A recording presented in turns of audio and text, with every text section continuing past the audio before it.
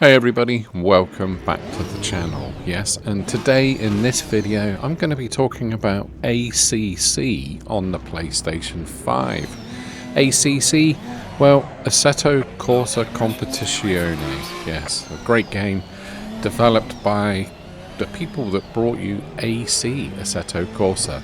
Now this game actually came out in February 2022 on the PlayStation, and it's obviously gone through various updates, and this version that I'm playing you today is on the PlayStation 5. As you can see, it's a totally different game to the PS4 in terms of graphics and sound and everything else, frame rates, you name it.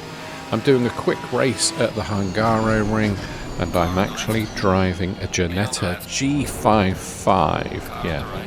This is the GT4 category, which is actually the Grand Tourer. Yeah, so I hope you're enjoying this first opening corner in this race. And let's just talk through some of the things that are actually in the game.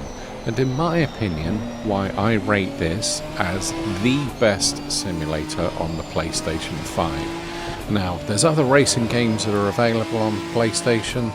Lots of titles. Obviously, Gran Turismo 7 is one of the key titles that you can play on this platform, and I play it myself daily. It's a great racing game, and it has lots of sim elements about it. Lots of strategy, lots of car setups. But, in my humble opinion, this game, ACC, just takes it that little bit more. And let's give you my reasons as to why I think that's the case. Right, so let's talk through some of the features in the game. Now obviously there's various different GT categories you can race at. There's lots of different tracks you can actually race at too. But let's go through some of the fundamentals. And first off, I'm going to start with the physics of the game. Now as you can see, GT7 is a little bit, I don't know, it kind of feels like an understeery game, whereas this game, ACC, seems to just show just the varying grip levels that you have in corners. Now, some people put that down to the game engine that's used, which is actually the Unreal Engine number 4, and a lot of people criticised that initially because they said, you know, Unreal's like a first-person shooting game engine, but it's not. It's a game engine, and there's so much physics and everything that's involved with the platform, hence why this was developed on it. Now, when we talk about physics, we tend to talk about kind of the mass of the car, the weight of the car, how it moves around when you're driving, the feel that you get back through the tyres, which I will get into a little bit later because that's obviously to do with the force feedback. But as you can watch the video, on a GT car, this first opening few laps, it just takes a little bit of time for the tyres to kick in, the temperatures to come in, so they offer you that little bit more of grip. So this basically means that when you start to race, you literally have to kind of ease the car in. You have to stay off the curbs. You have to apply the throttle a little bit easier than you would do. And there is a tendency for the car to like lock up under braking and yeah, just move around a little bit. So moving from the physics, which again, as I will say, one little thing is that in my personal opinion, you can actually feel the weight of the car. The car gets lighter as the race progresses, the fuel loads come down, you get quicker, you go in, you get tyres, then obviously you bring the tyres up to temperature and the car just goes quicker, and then it gets to a precipice where you actually start to drop off and you have to go slower. So, regarding physics, this is closely linked to force feedback. Now I run with a Logitech G29. Yes, I know, it came out in July 2015, so the steering wheel and pedal set is already 10 years old. And a quick plug for some of my other videos, I got some handy guides online about how to maintain the wheel and pedals. But yeah, so I actually find the force feedback relates really well with the game engine that you play. And obviously, I find, compared to GT7, I find the force feedback in ACC a lot harder in the sense of the actual force. GT7 I can quite often run with the force feedback on its highest settings, and it's just easy to do. Whereas with this, you really feel the curves, you really feel the way the car moves around, and to me, that translates really, really well. So, after the force feedback, let's talk about the audio of the game. Yes, now this for me is one of the best things about this sim. It's just totally awesome if you listen to how the game plays.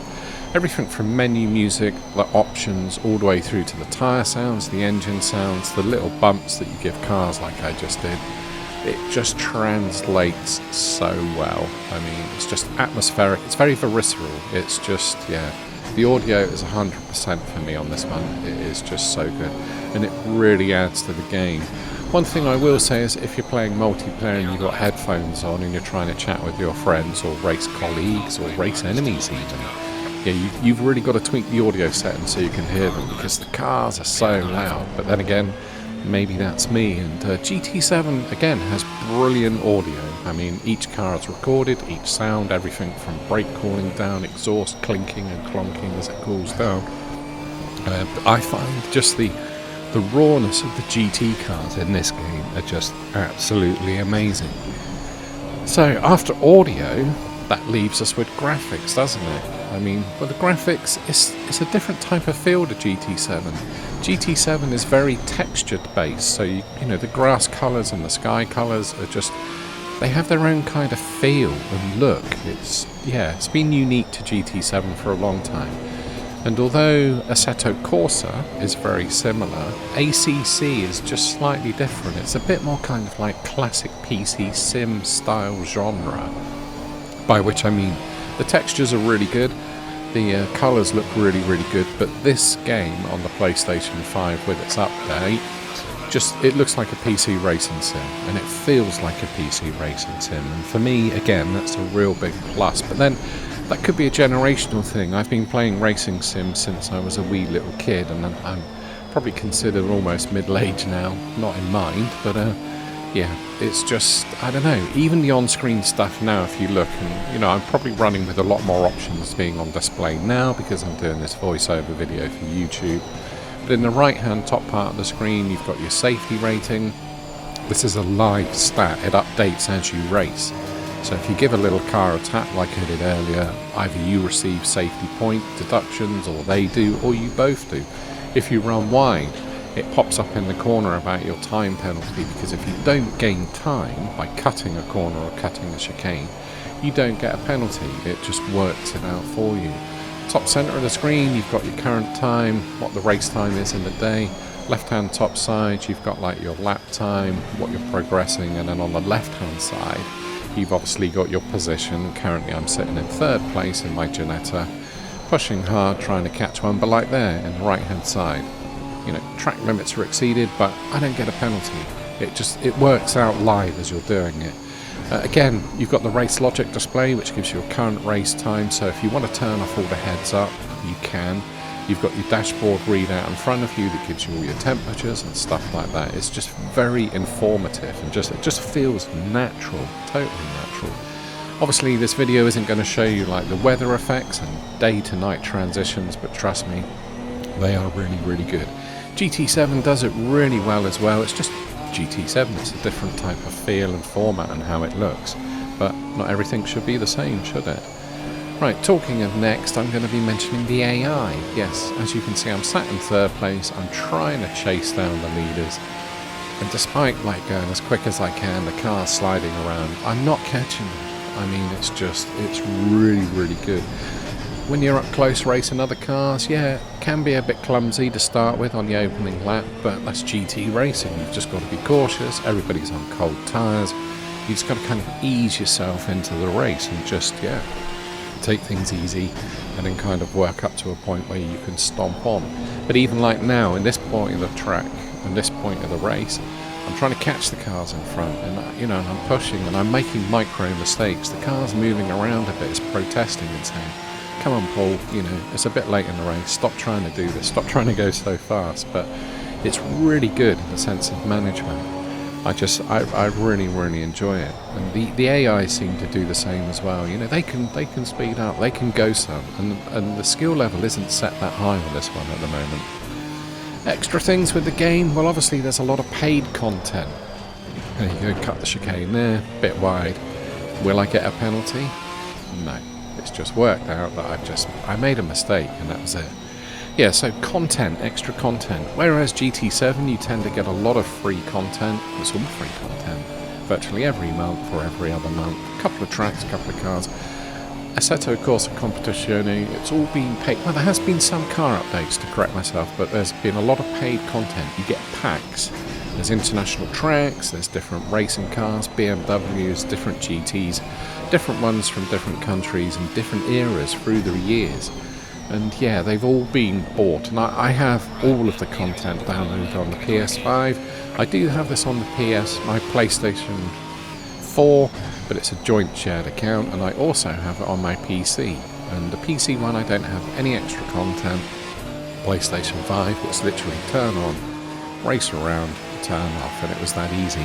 But one thing I will say to do is actually with the content on the PlayStation, when you go onto the PlayStation Store, is to just wait for the discounts, which is what I did. It took a few months, but every now and then a pack will go on and it will be 60% off or 80% off, and it literally costs a couple of pounds, and progressively you will get all of it for next to nothing. Well, I say next to nothing, literally for a few quid, which I think's, you know, it's well worth doing. So overall, what am I going to say? Well, I actually think this is a brilliant game. It's an overlooked gem amongst the PS5 library. PS4, it's a little bit slow. The frame rate just doesn't seem to be up there as it is on the PS5.